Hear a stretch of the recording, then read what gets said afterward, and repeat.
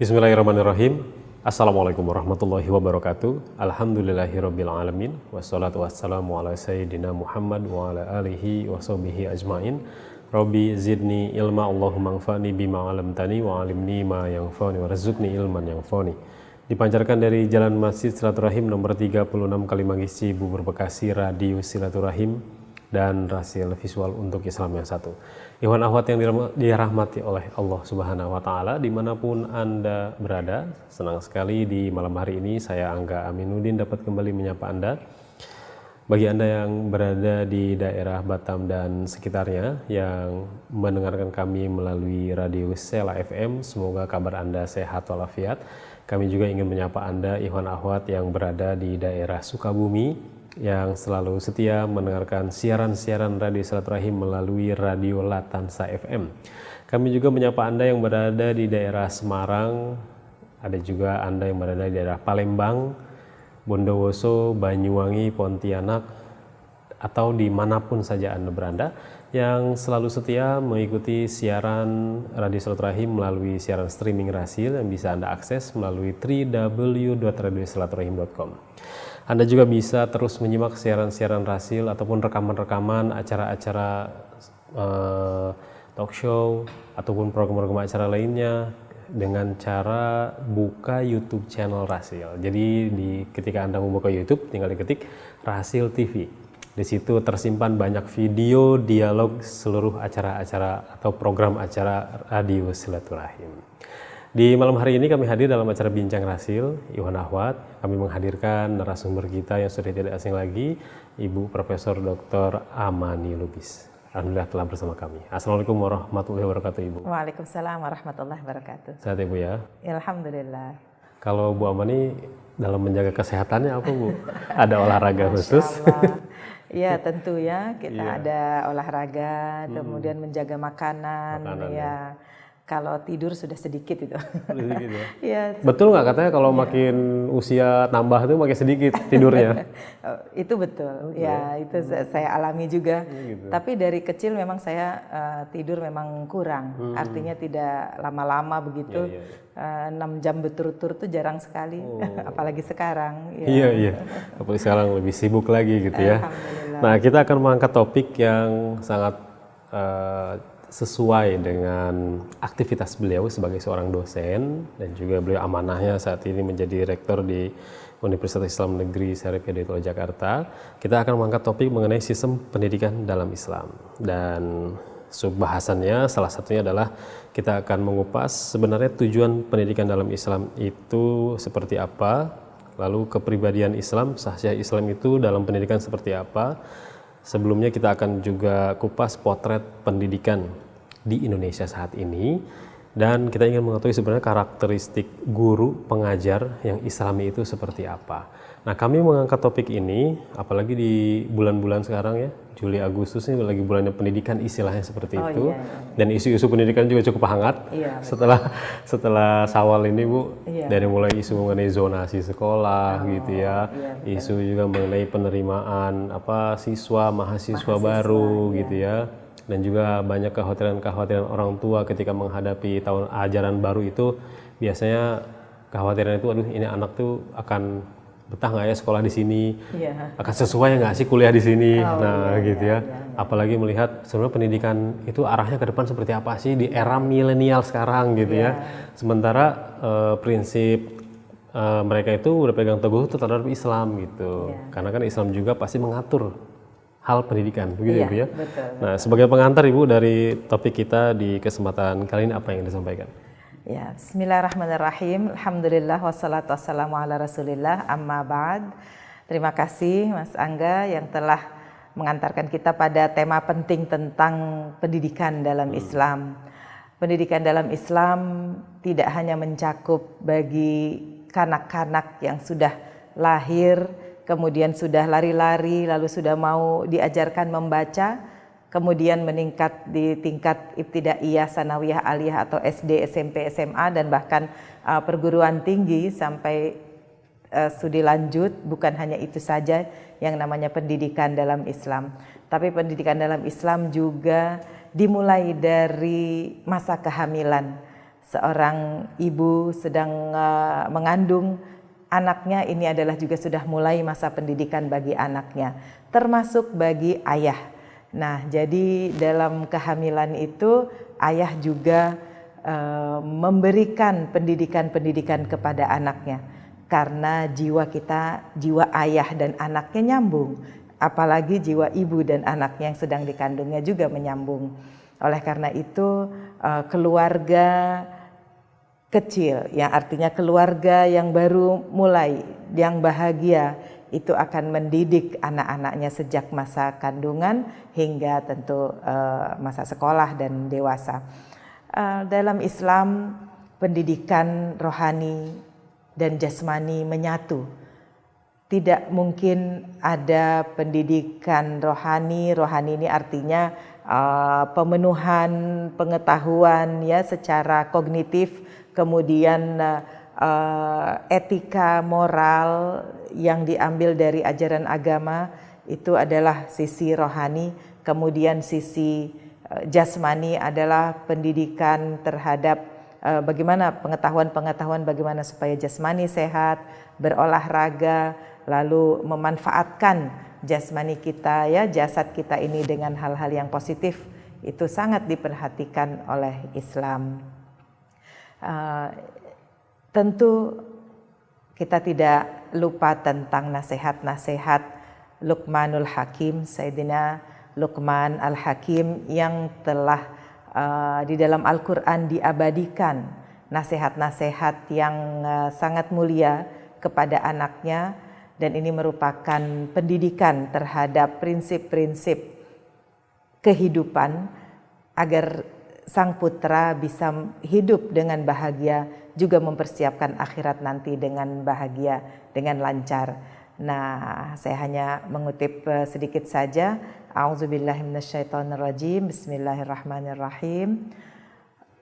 Wa idh qala Luqmanu libnihi wa huwa ya'idhuhu ya bunai la tusyrik billah inna syirka la zulmun azim. Sadaqallahul azim. Ini prinsip pertama dalam pendidikan, agar tidak boleh menyekutukan Allah Subhanahu wa ta'ala. Ternyata menyekutukan Allah, syirik itu pangkal dari semua keburukan. Sekarang ini kita lihat masyarakat sekarang sepertinya sudah menuhankan apa yang namanya gadget, HP itu.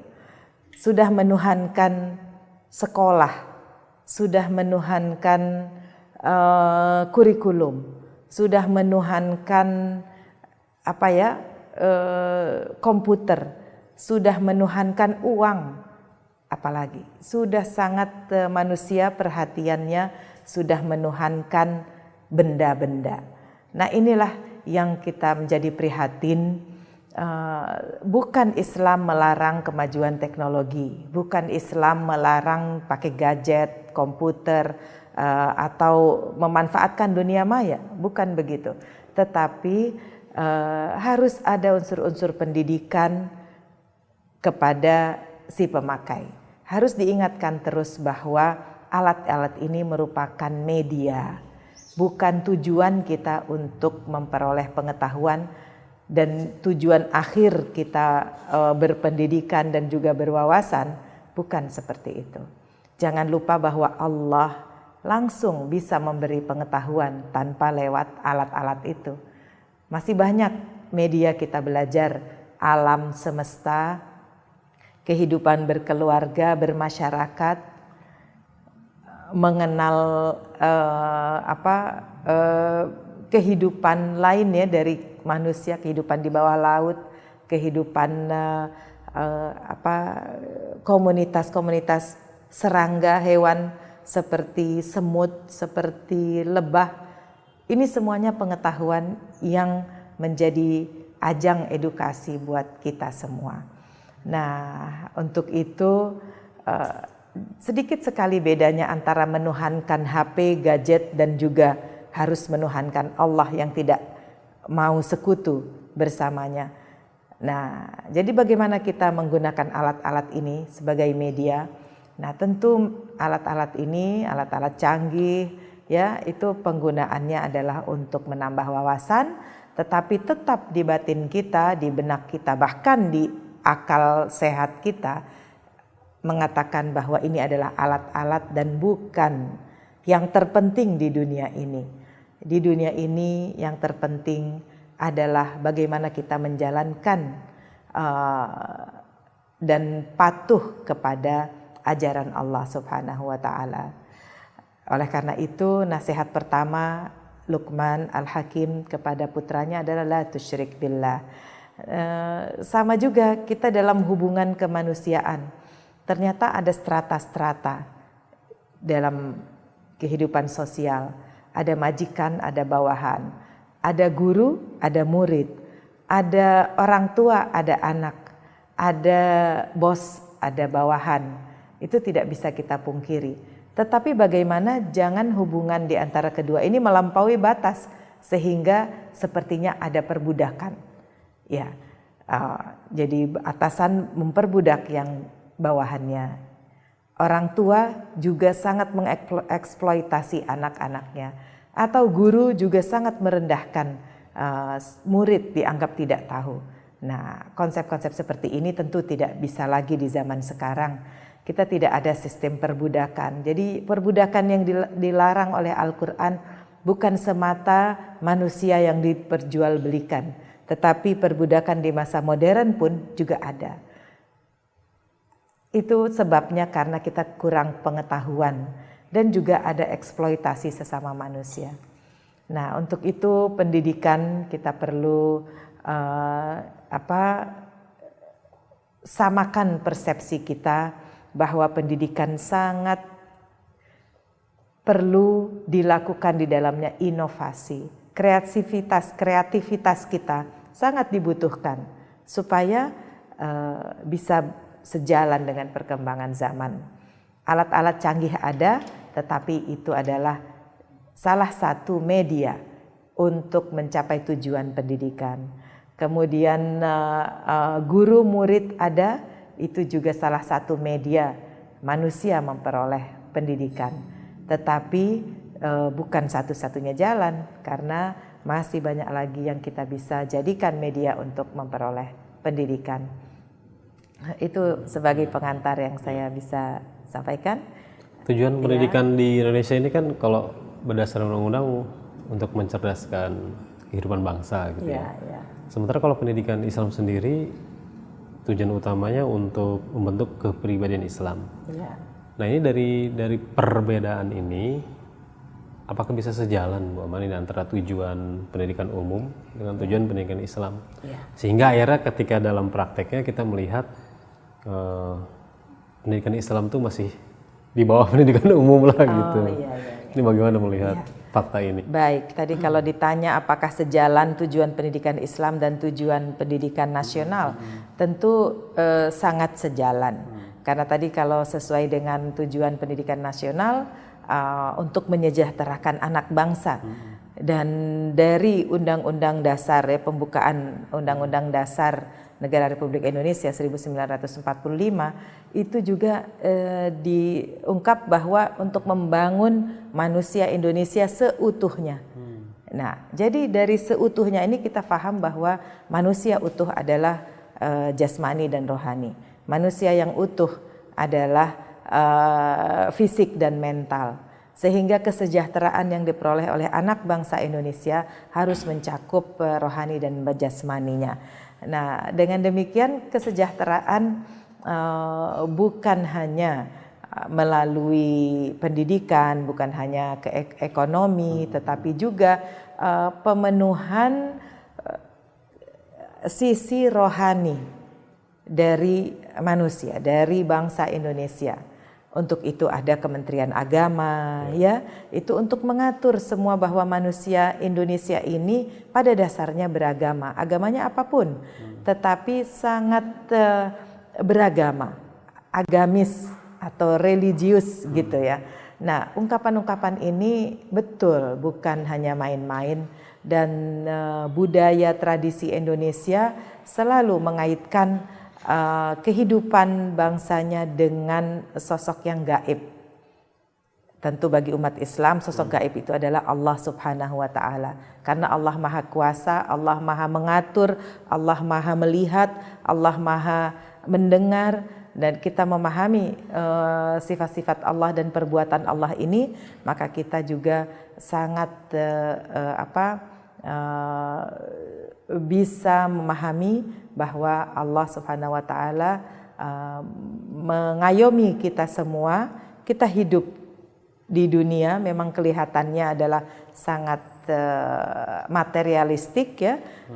Pergi sekolah itu membutuhkan alat tulis, membutuhkan media, alat-alat canggih dan lainnya.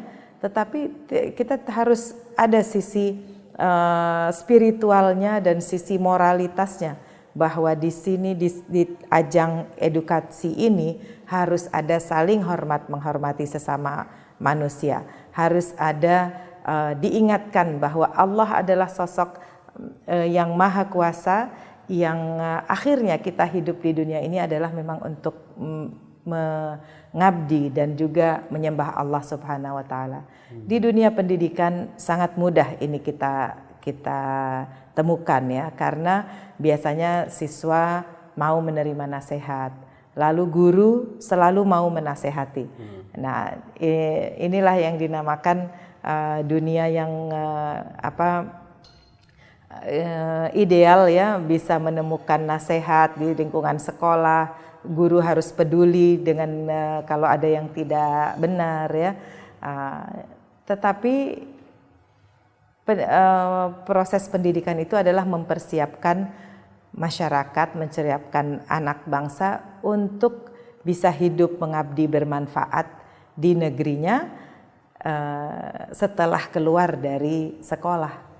Nah, kadang kita lagi lupa, misalnya di sekolah, di madrasah, apa yang sudah diajarkan. Ketika keluar dari sekolah atau madrasah dan mengabdi atau berada di masyarakat, lupa atas ajaran yang di sekolah, lalu disalahkanlah sekolah dan madrasah tidak benar ketika menyampaikan, atau metode penyampaian nasihat atau pelajarannya tidak benar.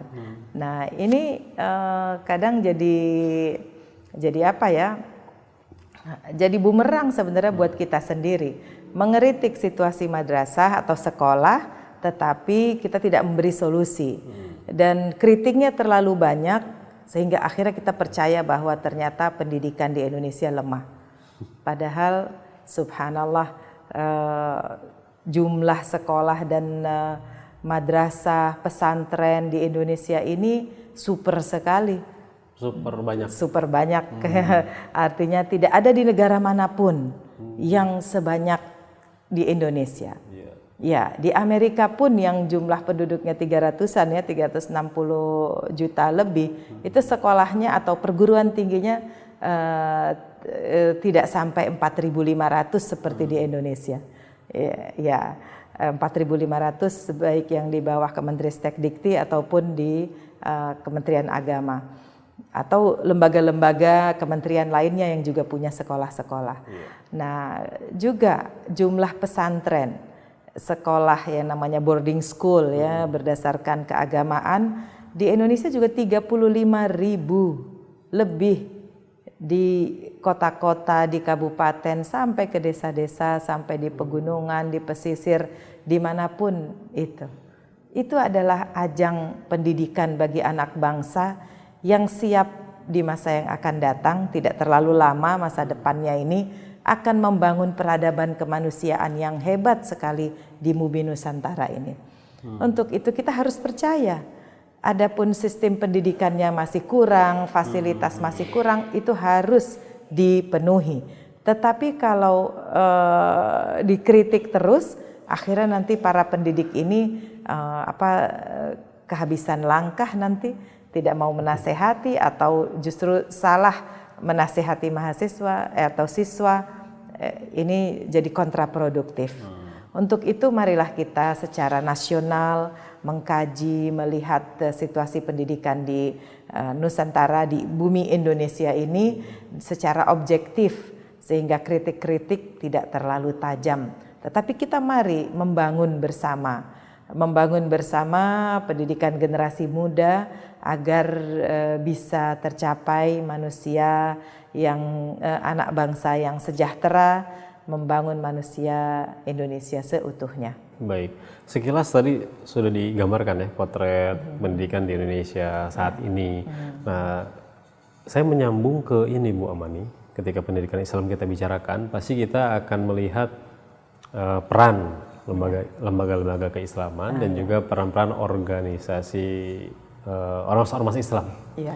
Dalam sejarah juga kan memang sangat besar perannya dalam pendidikan di Indonesia. Ya. Nah, dalam pandangan Bu Amani, bagaimana peran-peran seperti ormas Nahdlatul Ulama, juga ormas Muhammadiyah yang terkenal dengan pendidikannya, Al-Irsyad, PRSIS juga yang punya pesantrennya tersendiri, juga ormas-ormas keislaman lain yang ternyata punya sistem pendidikan tersendiri dan memiliki peran gitu untuk bersama-sama dengan pemerintah juga mencerdaskan masyarakat gitu. Sejauh ini Bu Amani melihat langkah para langkah ormas-ormasnya dalam bidang pendidikan itu gimana? Oh iya, memang betul ormas-ormas keagamaan di Indonesia ini memiliki banyak sekali lembaga pendidikan, mulai pendidikan dasar, menengah hingga pendidikan tinggi. Ini juga keistimewaan di Indonesia bahwa ormas seperti Nahdlatul Ulama, Muhammadiyah, Al-Wasliyah, kemudian PERSIS, ya Nahdlatul Watan, itu semuanya, dan Matlaul Anwar juga ya, itu semuanya punya lembaga pendidikan. Dan mereka sangat konsen atau sangat peduli untuk pendidikan generasi muda Indonesia. Nah, di sini pemerintah Indonesia sangat mendukung melalui kebijakan-kebijakannya untuk sekolah-sekolah ini berkembang dan bahkan diberi bantuan, baik itu uang untuk siswa, untuk guru, dan juga untuk fasilitas perbaikan gedung dan juga prasarana dan sarana sekolah atau madrasah. Nah, ini Indonesia sangat diuntungkan karena lembaga pendidikan tidak hanya dikembangkan oleh pemerintah, juga dikembangkan oleh swasta atau non pemerintah, dan ini menjadi penguat pada sistem pendidikan di Indonesia. Jadi ide-ide apapun yang dicanangkan, yang ingin dikembangkan di Indonesia harus melalui lembaga pendidikan. Misalnya kira-kira 20 tahun lalu berkembang ide Islam rahmatan lil alamin, ya, untuk menahan arus terorisme dan lain-lainnya, ya, itu dikembangkanlah Islam rahmatan lil alamin. Ketika perang Teluk, lalu banyak peperangan masih berlanjut, Islam rahmatan lil alamin dikembangkan melalui ormas-ormas, melalui lembaga-lembaga pendidikan ini. Akhirnya masyarakat dunia mengenal apa itu rahmatan lil alamin, dan Islam di bumi Indonesia pun juga menjadi diingatkan kembali agar coraknya harus inklusif, ya, coraknya harus mengayomi sesama anak bangsa, tidak melihat ras, tidak melihat agama ataupun juga warna. Untuk itu prinsip persamaan dan keadilan itu bisa ditegakkan di bumi Indonesia dan juga di dunia. Setelah itu ada konsep Islam wasatiyah. Islam wasati atau wasatiyatul Islam. Itu juga dikembangkan melalui ormas, melalui lembaga-lembaga pendidikannya, sehingga bisa mendunia sekarang. Di Indonesia juga dicanangkan wasatiyatul Islam melalui ormas seperti Nahdlatul Ulama, Muhammadiyah, juga lewat Majelis Ulama Indonesia, kemudian diterapkan di semua lembaga pendidikan. Pemerintah pun menanggapi hal itu. Tentu sekarang kita dengar atau kita saksikan bagaimana moderasi beragama dikembangkan di dunia pendidikan. Di taraf internasional pun juga demikian, lembaga besar pendidikan ya, perguruan Al-Azhar Asy-Syarif di Mesir, cabang-cabangnya semua, dan juga banyak kampus besar di Maroko, Syria, Emirat, itu semuanya juga mengembangkan ide wasatiyatul Islam, sehingga permasalahan seperti terorisme, ekstremisme itu bisa diobati ya, bisa ditangani dengan cara pengembangan ajaran dan juga aplikatifnya seperti apa dari wasatiyatul Islam. Nah, itu peran dari Ormas dan juga lembaga pendidikan di bawahnya yang akan membantu bukan hanya mendidik generasi muda mengeluarkan sarjana-sarjana, tetapi juga mendidik sarjana yang mempunyai wawasan keislaman yang modern, ya, yang aktual, kemudian bisa berperan di taraf dunia, di taraf global pun ahli-ahli Indonesia juga sudah diakui karena corak keberagamaan di Indonesia ini yang memang moderat, toleran, dan menjalankan prinsip-prinsip persamaan, keadilan, hal-hal seperti ini diterapkan di Indonesia. Baik, tadi ketika Ibu singgung masalah terorisme, salah satu efek dari pergolakan politik dunia Islam juga ya, dan juga ya pergolakan politik dunia juga, dalam pandangan Bu Amani sebenarnya di Indonesia terorisme dan ada istilah lagi radikalisme, itu apakah benar-benar masuk ke pendidikan Islam? Karena ada beberapa kritik juga ketika melihat ya ini gara-gara madrasah, gara-gara pendidikan Islam nih, akhirnya muncul ini, muncul itu. Dalam pandangan Bu Amini sebenarnya apa sih yang salah tuh di mana sebenarnya? Ya. Nah, ini saling tuduh-menuduh, ini justru yang suasana yang tidak kondusif ya. Di satu sisi dalam suasana global seperti ini, para pelaku pendidikan ingin sekali memajukan lembaga pendidikannya dengan memberikan yang terbaik bagi anak didiknya di satu sisi. Di sisi lain yang di luar pelaku pendidikan dengan mudah menuduh bahwa pendidikan lemah sekarang karena ada ulah-ulah sedikit orang, minoritas sekali yang memang sudah terpapar tadi ekstremisme dan memang dalam pikirannya ingin merombak satu tatanan yang sudah stabil. Nah, menurut saya tuduhan itu tidak berlandas kuat, ya, karena jumlahnya sangat sedikit dan yang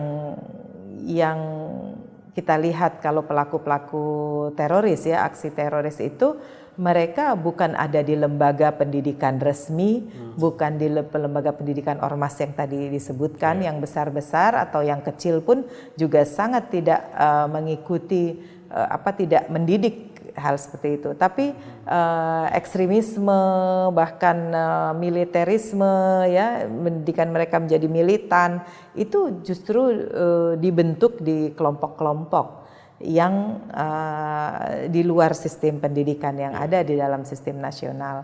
Nah, untuk itu perlu ada survei lagi lah ya, yang lebih matang. Bahkan kalau kami di kampus saya juga sudah dituduh kan melalui ya kira-kira 2 minggu lalu lah disebar di media massa bahwa ada 1.000 mahasiswa yang dijadikan responden, kemudian menjadikan kampus UIN Syarif Hidayatullah Jakarta termasuk yang ada radikalismenya di sana, terpapar radikalisme. Ini kurang lebih saya menanggapinya bahwa penelitian ini tidak valid menurut saya karena sampelnya sangat sedikit dan konsep-konsep yang disebut juga hanya pertanyaannya sangat simpel. Di kampus Islam ditanya, Anda setuju tidak negara Islam didirikan? Hanya itu. Nah, di kampus Islam ditanyanya, negara Islam seperti apa? Mungkin yang ditanya juga tidak pernah belajar politik Islam, tidak mendalami sejarah Islam, ya, cuma ikut-ikutan dan dengar-dengar saja. Ditanya seperti itu mungkin jawabannya positif. Kemudian ditanya lagi simple, setuju tidak diwajibkan misalnya ya kerudung syar'i bagi perempuan, atau boleh tidak pakai cadar atau apapun seperti itu yang memang pertanyaannya menjurus. Nah, kalau mau mencari yang radikal, pertanyaan yang menjurus seperti itu ya pasti dapat. Ya. Nah, yang prinsip lagi bahwa jangan dimasukkan dalam kategori radikal, apalagi fundamental, kalau memang kegiatan kemahasiswaan itu mengingatkan untuk kebaikan dan melarang untuk keburukan, amar ma'ruf nahi munkar, atau menjelaskan prinsip-prinsip ajaran agama Islam seperti dalam ekonomi, dalam kehidupan keluarga, dalam pendidikan. Kalau ajaran Islam yang dikembangkan, masa itu disalahkan? Ya, jadi jangan kita kampus Islam takut menyebarkan ajaran Islam sendiri. Nah, itu justru kontraproduktif. Nah, untuk itu mestinya ya kita peneliti-peneliti itu lebih objektif dan lebih memilah tema-tema yang tidak usah menuduh sehingga justru membuat situasi tidak kondusif. Lalu kalau bagi para pendidik Islam ini untuk mengenalkan Islam yang rahmatan lil alamin gitu ya, tanpa harus terpancing dengan pancingan seperti itu, cukup jelaskan, oh pendidikan Islam itu rahmatan lil alamin seperti ini. Itu strateginya gimana Bu supaya bisa masuk ke masyarakat gitu? Iya betul, memang ya sama dengan konsep Islam wasatiyah ya atau wasatiyatul Islam.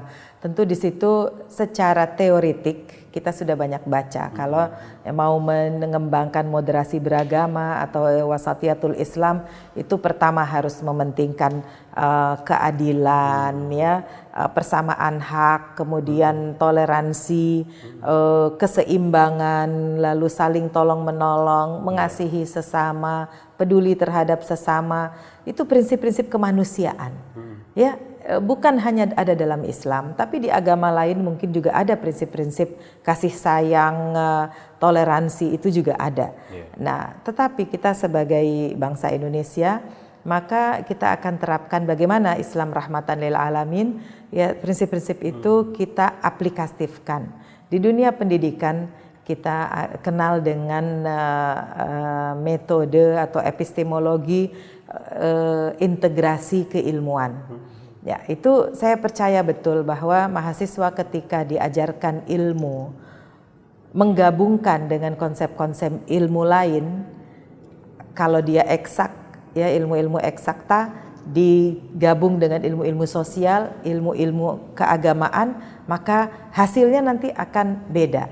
Akan cantik sekali karena dia udah campuran ilmunya dari berbagai cabang ilmu. Ini satu strategi bahwa kita integrasi keilmuan itu memberikan wawasan dan penguatan pada diri seseorang bahwa dia akan menjadi toleran, dia akan menghormati hak sesama, akan membela keadilan, dia akan menimbang dengan situasi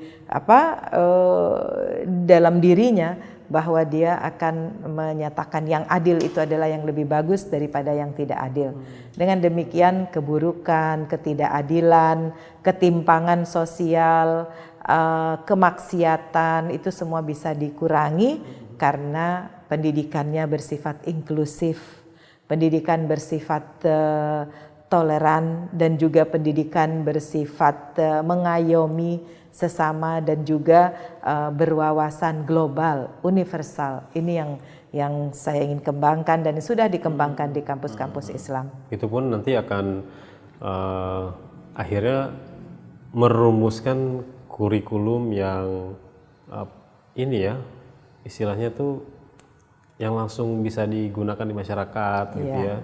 Sekarang kan banyak hanya teori saja. Lalu sekarang kurikulumnya lebih ke prakteknya gitu, bagaimana mereka turun terjun ke masyarakat. Kalau contoh misalkan dia yang fokus misalkan belajar hafalan Quran lah, tahfiz. Kan sekarang menjamur di mana-mana. Sekolah-sekolah tahfiz, sekolah hafiz Quran. Mereka sudah menjadi hafiz. Tapi ketika nanti ingin diterjun ke masyarakat, nah kurikulum tahfiz itu supaya mereka bisa berbaur dengan masyarakat itu bagaimana sih sebenarnya gitu. Nah melihat fenomena-fenomena ini kan Itu bagaimana menurut Bu Amani gitu? Ya, nah jadi menghafal Al-Quran adalah bukan tujuan hidup. Kita harus menghafal Al-Quran, tetapi bukan segala-galanya dan bukan akhir dari kehidupan. Mereka dalam 2 tahun bisa menghafal, paling banyak 3 tahun. Bahkan ada yang 1 tahun, 6 bulan juga sudah menghafal Al-Quran. Nah, itu adalah satu tahap dalam kehidupan seseorang. Kami dulu dari lulusan Al-Azhar Mesir kan memang harus ya ada hafalan Al-Quran sekian juz begitu. Nah, ternyata kita hidup harus membaur dengan masyarakat. Kita profesi guru, dokter, karyawan, kemudian juga jadi pengusaha dan lain-lainnya. Kita punya profesi. Nah, jadi Al-Quran itu adalah sebagai dasar ya, fondasi bahwa kita menjaga prinsip-prinsip dalam agama, kemudian kita juga menjadikan dasar untuk hidup selanjutnya menggunakan dasar-dasar prinsip Islam itu. Jadi payung, dia jadi dasar tapi jadi payung, lalu kita di tengah-tengahnya ini selamat insya Allah dunia dan akhirat. Baik Bu Amani, kita jeda dulu, nanti kita akan lanjut ke sesi kedua. Ikhwan akhwat yang dirahmati Allah SWT, tetaplah bersama kami akan segera kembali.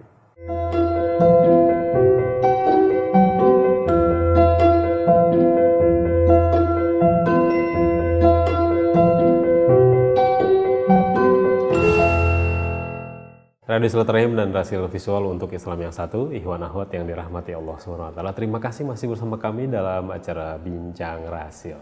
Topik mengenai sistem pendidikan dalam Islam kami angkat di dialog kita bersama Ibu Profesor Dr. Amani Lubis. Tadi di sesi pertama sudah menggambarkan bagaimana potret pendidikan Islam, lalu prinsip-prinsip pendidikan Islam itu seperti apa. Bahkan tadi ada nasihat ya, Luqmanul Hakim ya.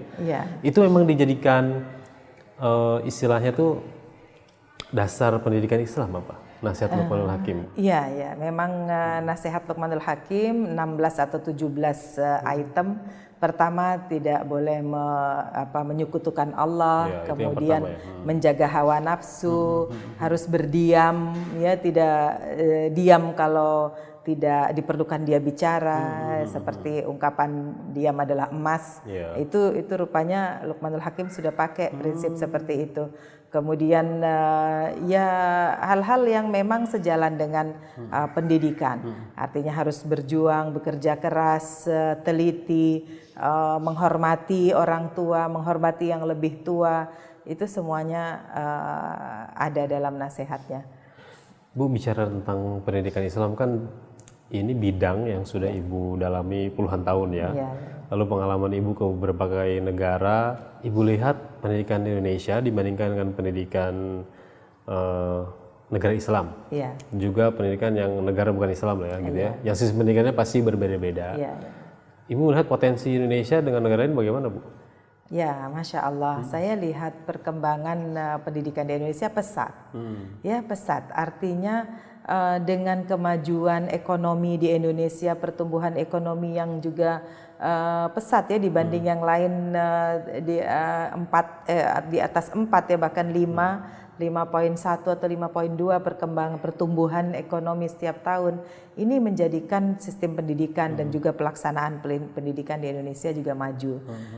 Pertama, sarana semua diperbaiki, prasarana juga, kemudian kesejahteraan guru juga dengan undang-undang khusus juga sudah diperhatikan. Kemudian siswa, mahasiswa juga ya diberi keringanan walaupun bukan gratis ya, tapi ada keringanan-keringanan. 9 tahun wajib belajar itu juga penting, sehingga menjadikan pendidikan di Indonesia lebih maju dari banyak negara berkembang ya tentu ya. Di sini juga yang saya tahu dari pengalaman misalnya ke Filipina, ke Thailand, khususnya Thailand Selatan ya, dan negara-negara lain Arab di Afrika itu Indonesia jauh lebih maju. Pertama, di Indonesia ada sistem akreditasi. Akreditasi nasional Indonesia ini dikelola secara serius, sehingga yang diakreditasi perguruan tinggi, sekolah-sekolah semua dengan tenaga asesor yang mumpuni itu di Indonesia budaya ini sudah menyebar ya. Nah, sudah menasional. Kemudian pengadaan buku, kurikulum, setahu saya juga di Indonesia ini lebih maju dari lainnya. Kalau di negara lain misalnya saya masih dengar bahwa pengadaan buku dikorupsi, ya ada yang diambil uangnya saja bikin rumah-rumah, bikin hotel, tapi buku tidak dicetak. Nah, itu saya masih dengar di negara lain ya. Tapi di Indonesia insya Allah ya pengawasan terhadap ini Kementerian Pendidikan dan Kebudayaan, Pendidikan Ristek Dikti, Kementerian Agama, Kementerian Kesehatan, kementerian lain-lain dan lembaga lain ya termasuk di kalangan dari segi kalangan militer yang juga punya sekolah, polisi juga punya sekolah. Secara keseluruhan pendidikan di Indonesia ini termasuk maju. Nah, yang saya lihat kurangnya ya.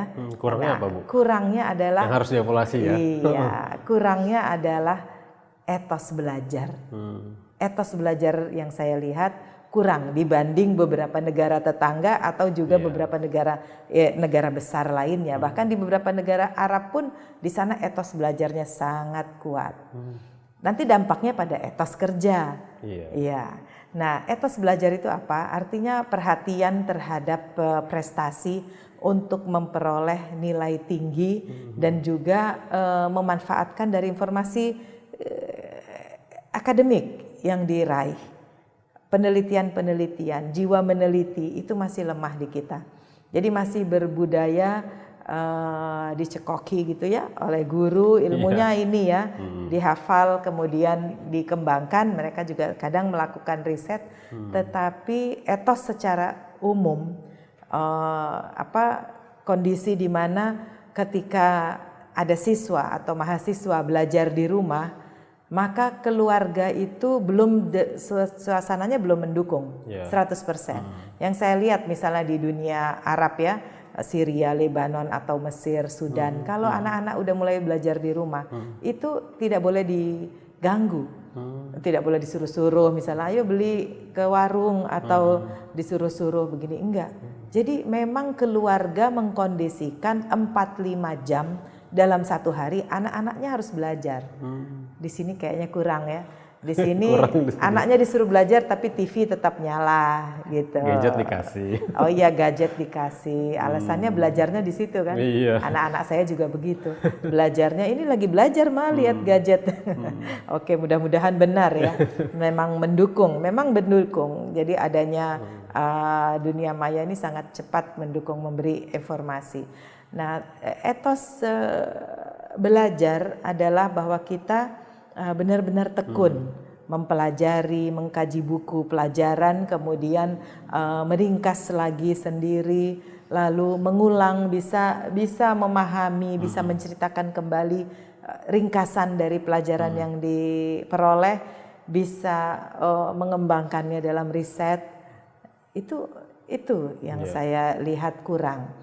Tidak saya katakan semua, ada yang bagus-bagus juga dan melakukan etos belajar yang baik, tetapi belum umum. Ya di kampus-kampus Islam PTKIN saja juga masih yang banyak yang asal-asalan datang ke kampus, ya seperti rutinitas datang untuk hadir di kelas kemudian pulang. Bahkan saya lihat ada di tasnya mahasiswa. Tidak bawa buku tidak masalah, tidak punya buku catatan, tidak bawa apalagi buku yang dibaca gitu ya. Apalagi buku yang dibaca. Nah jadi atau kamus misalnya, atau mushaf. Nah saya selalu nanya itu di tas mahasiswa harus ada kamus, mushaf dan buku tulis. Kenapa tidak? Kamus adalah bahwa kita harus dalam benak kita juga belajar bahasa. Yang paling tidak wajib di kampus kami itu Arab dan Inggris. Tiap hari harus dikembangkan. Jadi bahasa itu bagi saya bukan kursus. Kalau di lembaga kursus tidak memperkuat bahasa. Harus praktek sehari-hari. Harus praktek dan harus kepedulian dari diri sendiri. Artinya membaca terus dan membaca, meningkatkan kemampuan. Nah ini yang perlu dibudayakan. Jadi etos belajar mempengaruhi etos kerja. Betul. Jadi bisa dilihat juga mungkin di Indonesia ini etos kerja kan dilihat nanti dari hasil kualitas kerja gitu ya. Nah, berarti bisa lihat dipengaruhi oleh latar belakang pendidikan juga berarti Latar belakang pendidikannya, iya. Dulu dia tidak mandiri, mengandalkan. Jadi ketika dia sudah kerja juga begitu. Dia sangat mengandalkan, tidak kreatif, takut melakukan inovasi. Iya. Kalau saya dulu makalah-makalah saya dari S1 pun ketika bikin makalah ya di Mesir, di Al-Azhar, itu saya selalu dalam benak saya harus lain dari yang lain. Gitu ya? Kalau tahun lalu ada penelitian yang saya baca begini, maka saya tahun ini saya laksanakan harus beda. Sedikit ada bedanya sana. Referensinya mungkin sama, tapi analisisnya pasti saya bedakan.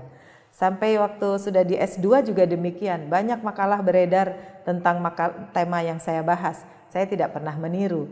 Tidak pernah meniru, saya mau punya ciri khas saya sendiri.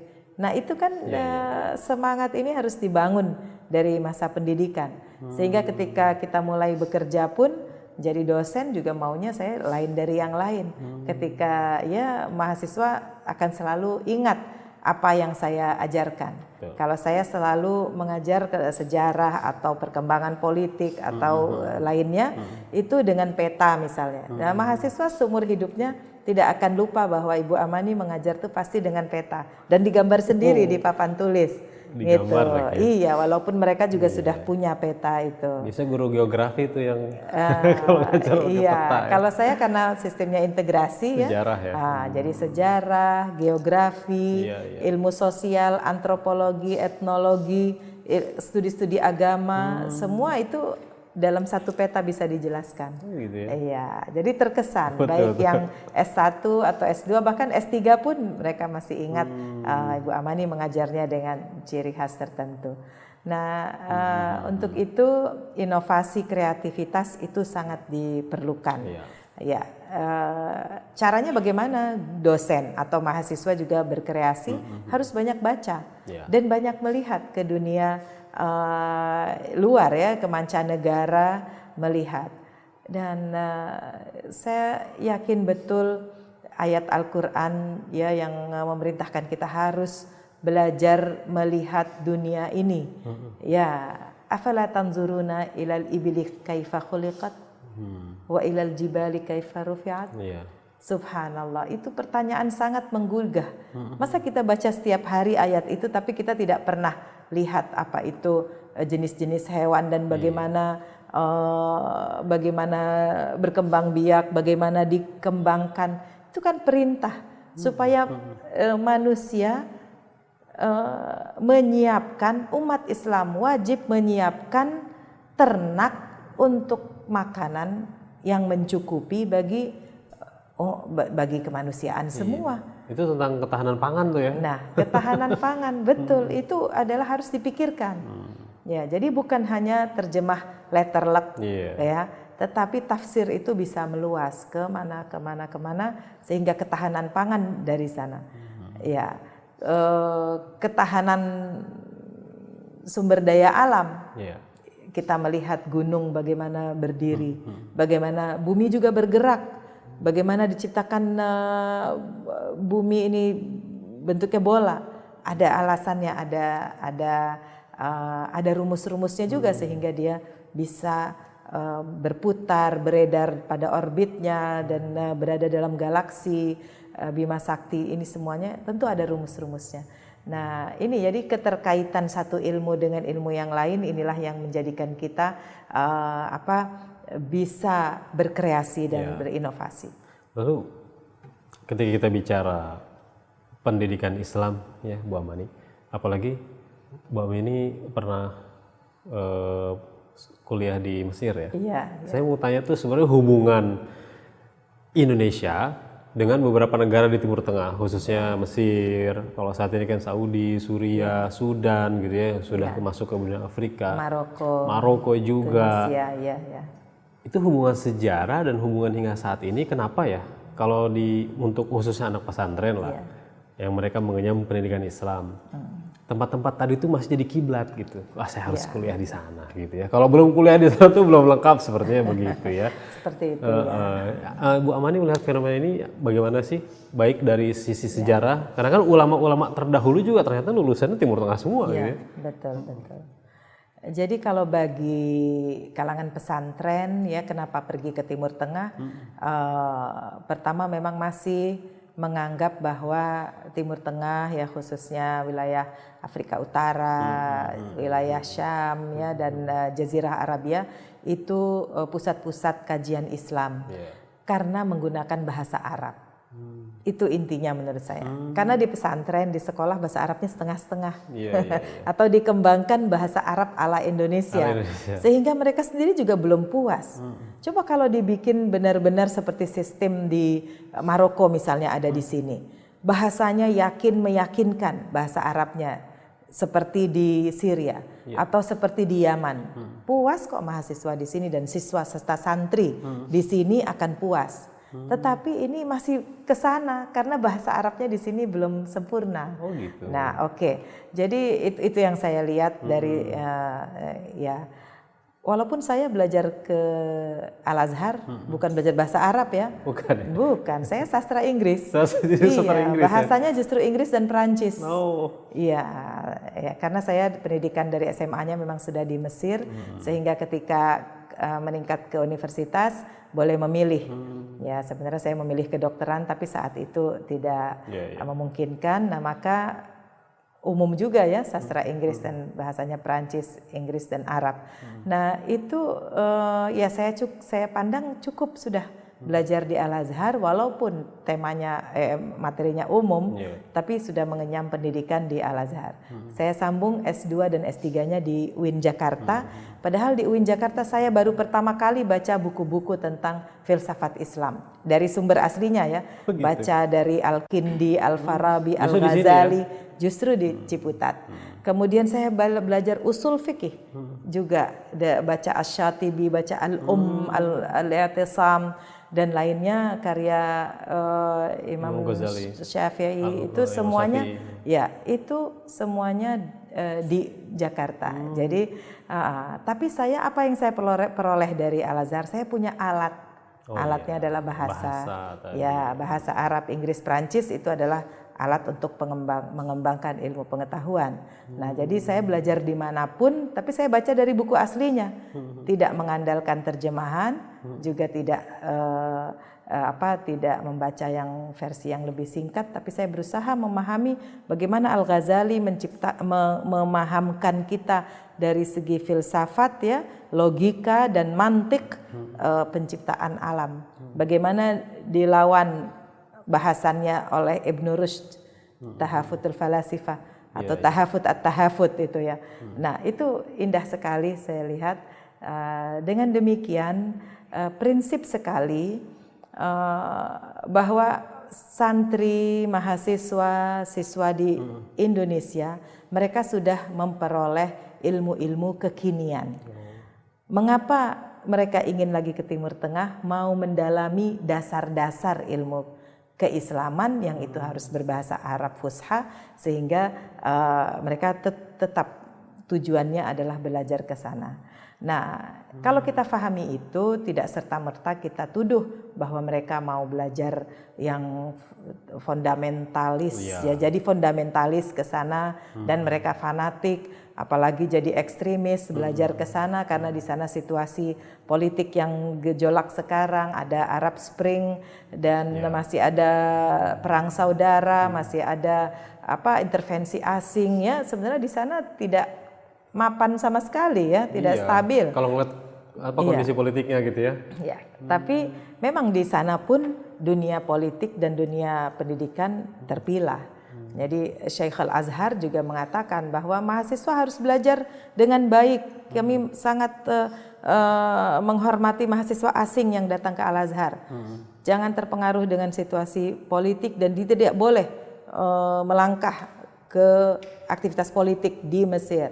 Jadi sudah ada pemilahan yang jelas. Tuntutlah ilmu yang baik, yang memang merupakan dasar-dasar agama Islam yang diajarkan di sana, ya tuntutlah ilmu di sana dan harus tekun. Kalau tidak mereka gagal tuh. Iya sayangnya ya.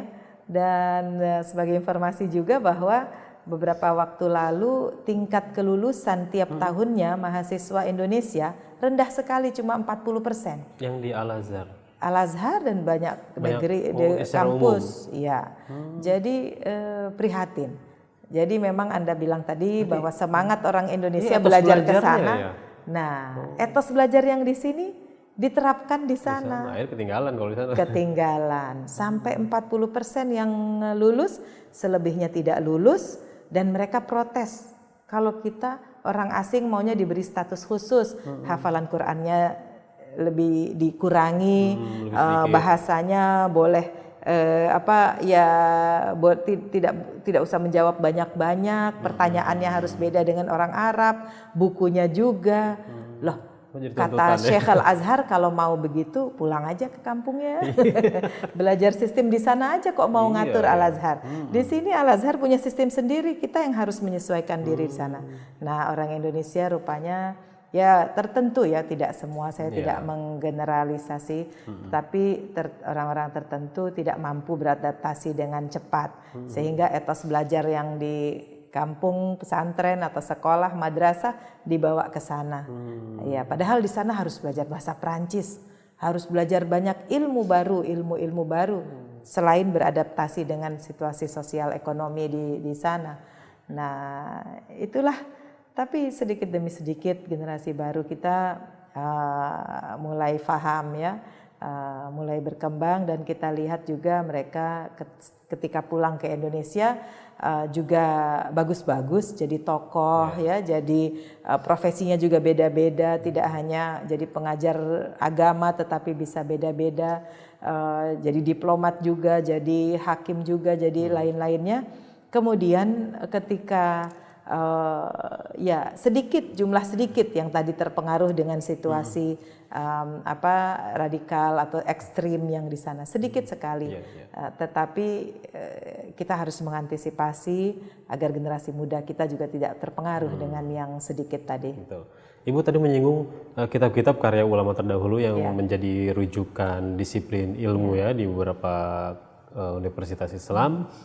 Sebenarnya menjaga kitab-kitab itu keasliannya pihak universitas atau yang menjaga itu umat sendiri atau kalangan tertentu? Ya, dijaga keaslian, keorisinal isinya gitu. Karena kan sempat juga beredar bahwa banyak kitab-kitab karya Al-Ghazali ternyata tidak sesuai isinya, akhirnya menyimpang gitu ya. Ada juga kitab-kitab sebenarnya Imam Syafi'i tidak menerbitkan fatwa ini, tahu-tahu terbit di Indonesia, aslinya nggak begitu gitu. Nah ini kan, nah sebenarnya menjaga itu, ini kan istilahnya tuh sumber ilmu ya dalam bidang pendidikan. Nah, tidak boleh dipermainkan. Karya-karya ulama tuh yang menjaga tuh sebenarnya siapa ya, Bu? Yang menjaga ya ilmuwan yang hakiki, peneliti yang hakiki.